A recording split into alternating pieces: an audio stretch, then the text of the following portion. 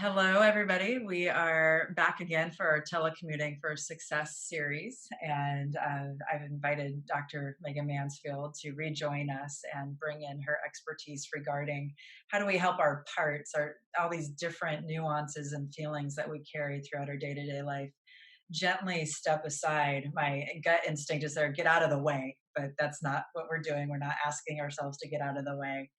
We're inviting parts of us to step aside so we can be our best selves. And I specifically wanted to have a conversation with Dr. Mansfield today about this idea of social distancing. And the counter of that is if we live with somebody or with a whole host of people, we are not social distancing from them anymore. And so that idea of, you know, distance makes the heart grow fonder. Well, all of a sudden, we're in proximity with our core people 24/7. And how do we set our lives up for success in this space? Because it is a very unique experience and it's not one we necessarily opted into nor expected. So, Megan, help. What do we do? Absolutely. Yeah, I think one of the most important guidelines I can recommend is to follow through with the usual routine and boundaries that you have during the work day. So for some, this can be actually saying goodbye to each other in the morning. So if that's a kiss or a wave or, saying a nice pet to the dog or the kitty, but actually doing that and creating a little bit of ritual around this is our time to separate now and be in our workspace and with our work parts. So I've loved that idea of setting boundaries and routines in that way. Oh, I love that. So, even though you might be retreating to different spaces of your home or that it's still a traditional goodbye. We're still wrapping up the morning experience and moving into the work day.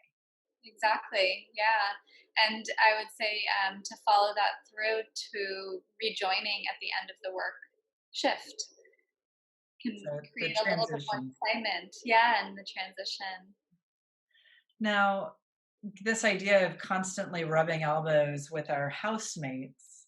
There was a meme that went around on Facebook that said there were two that I loved. One was create an imaginary coworker and blame that coworker for everything. And the other was everybody in the home environment, even if it's a fly that got in on accident, is now a coworker. And every once in a while, share with your other coworkers what the coworkers are up to. And it immediately made me think of you and this idea of parts. So Hmm. creating other versions or parts of ourselves. Versions isn't the right word, so you can correct me on that immediately. To be in relationship with. How do we do that in our own internal world if we notice frustration or cabin fever starting to set in? Yeah, absolutely. So I think what's really important is being aware. First of all, I think oftentimes we're so in autopilot mode that frustration or stress or tension can build without us really being cognizant Okay. of it. So to increase that sense of awareness and mindfulness, I actually throughout my day just do a quick body scan and check in with where I'm What does at. that look like? Can you Yeah, tell us what that looks like when you do it?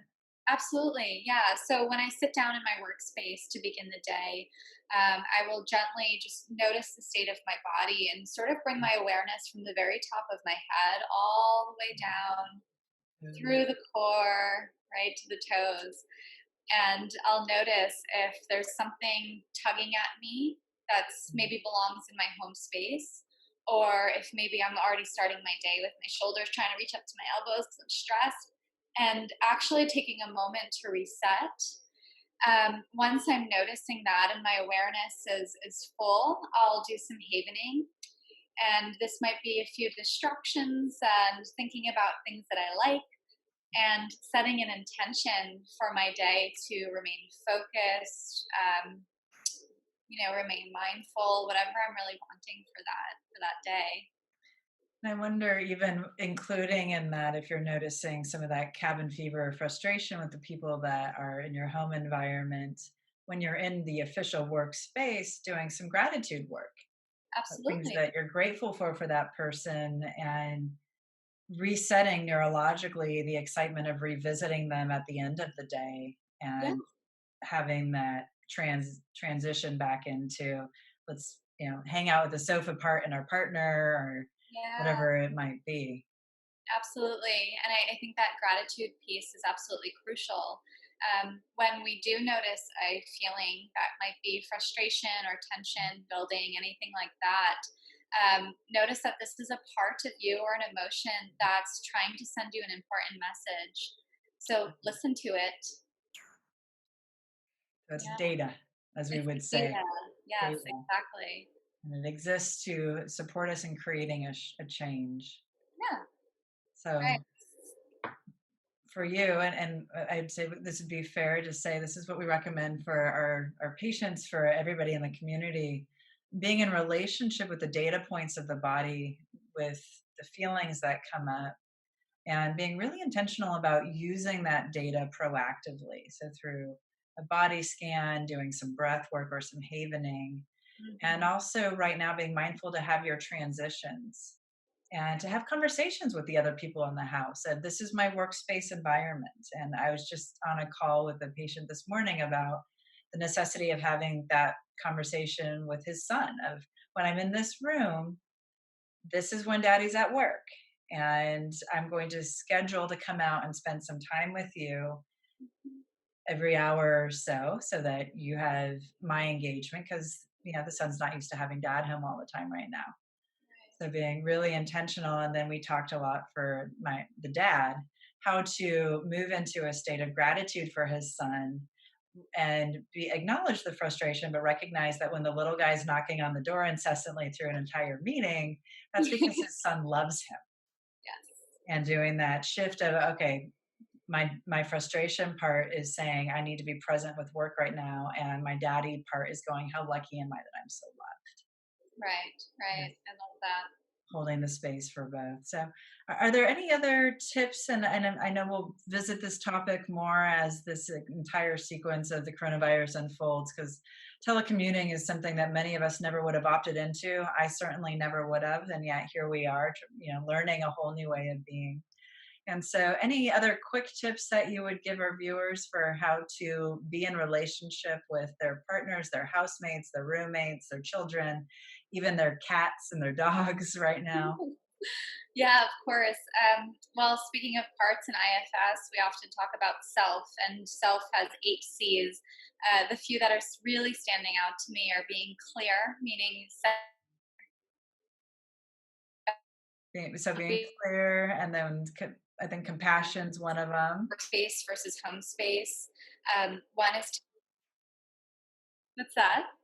Oh, the connection got a little bit. So we got clear as the first one, then Yes, clear in your home space, and then what was the next one? I threw out compassion because I know compassion's definitely one. compassion's a great one. So having compassion for those in your workspace, but also for you. This is a change.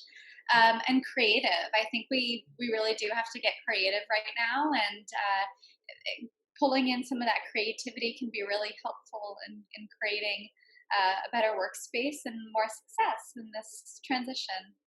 And maybe even a creative kiss goodbye in the morning, and a creative kiss or handshake or high five sequence, boogie dance, whatever it might be when you Yeah, come home at night. love it. Why Absolutely. not? Why not?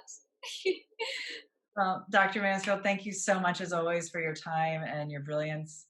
And I look forward to picking your brain in the future. And I think tonight I'm definitely going to see if I can come up with a boogie dance I can do with my husband when we walk back together at the end of the day before we go into our sofa parts and disappear into Netflix. There you go. Awesome transition. I so appreciate you, and I look forward to talking soon. Thank you.